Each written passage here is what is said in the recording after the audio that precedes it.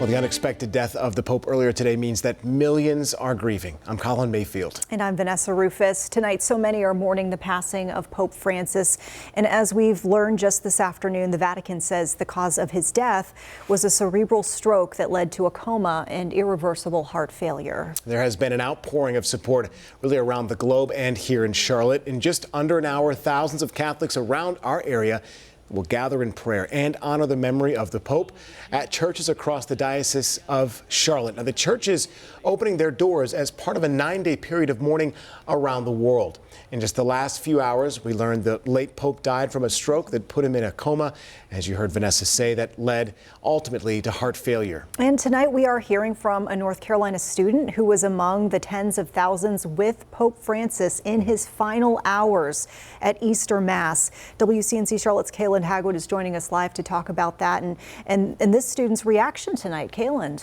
Yeah, a big reaction. While they are mourning the loss, Will Michael and his classmates say they're thankful to have been in the late Pope's presence and to have been blessed by him before his death.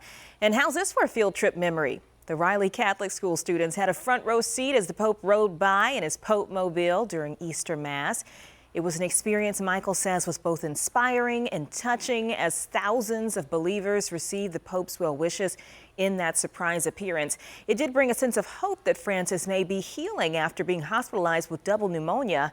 Now those same believers are leaning on each other in the wake of his death. The entire crowd went wild. Like, everyone was like, wow, we didn't even expect to see him because he was in bad shape.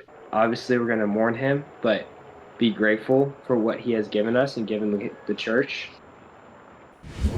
Well, the Pope is remembered as a reformer who inspired progressive by reaching out to LGBTQ community members and championing the rights of immigrants and the poor.